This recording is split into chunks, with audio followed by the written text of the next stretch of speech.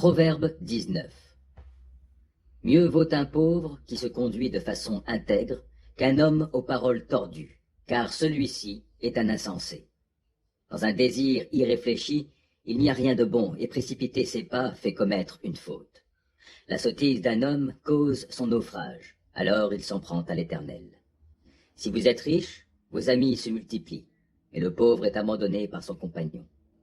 Le faux témoin ne restera pas impuni, qui répand le mensonge n'échappera pas au châtiment. Beaucoup briguent la faveur d'un homme important, et tous sont amis de qui fait des cadeaux. Le pauvre est détesté par tous ses frères, à plus forte raison ses compagnons s'écartent-ils de lui. En vain il les poursuit de ses paroles, ils ne sont déjà plus là. Acquérir du bon sens, c'est s'aimer soi-même. Cultiver le discernement fera trouver le bonheur. Le faux témoin ne restera pas impuni, qui profère le mensonge périra. Il ne convient pas qu'un insensé mène une vie de plaisir, et moins encore qu'un esclave commande au prince. La raison de l'homme lui fait retenir sa colère, et sa gloire c'est de passer par-dessus l'offense. La colère du roi est pareille au rugissement d'un jeune lion, mais sa faveur est comme la rosée sur l'herbe.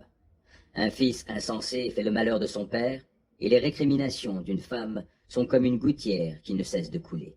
Un homme peut hériter maison et richesse de ses pères, mais seul l'Éternel peut lui donner une femme intelligente. La paresse plonge dans la torpeur, et l'indolence souffrira de la faim. Suivre les préceptes, c'est veiller sur sa propre vie. Ne pas veiller sur sa conduite, conduit à la mort. Qui a pitié du pauvre, prête à l'Éternel qui le lui revaudra. Corrige ton fils tant qu'il y a encore de l'espoir, mais ne va pas jusqu'à désirer sa mort. L'homme qui se met dans une grande colère paiera une amende. Si tu l'en exemptes, tu l'incites à recommencer. Écoute les conseils et accepte d'être repris, et, finalement, tu deviendras sage. Un homme forme de nombreux projets, mais c'est le dessein de l'Éternel qui se réalise. Ce qu'on apprécie chez un homme, c'est sa bonté, et mieux vaut un pauvre qu'un menteur. Craindre l'Éternel mène à la vie, et, comblé, on passe même la nuit à l'abri du malheur. Le paresseux plonge sa main dans le plat, mais il ne la ramène pas à sa bouche. Punit le moqueur, et celui qui est inexpérimenté acquérera de l'intelligence. Et reprend simplement l'homme intelligent, il comprendra la leçon.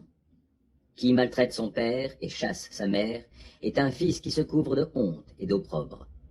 Mon fils, si tu cesses d'écouter l'instruction, tu te détourneras des paroles de la connaissance. Qui se moque du droit est un témoin qui ne vaut rien. La bouche des méchants avale le mal. Les condamnations sont prêtes pour les moqueurs, et les coups de bâton pour l'échine des insensés.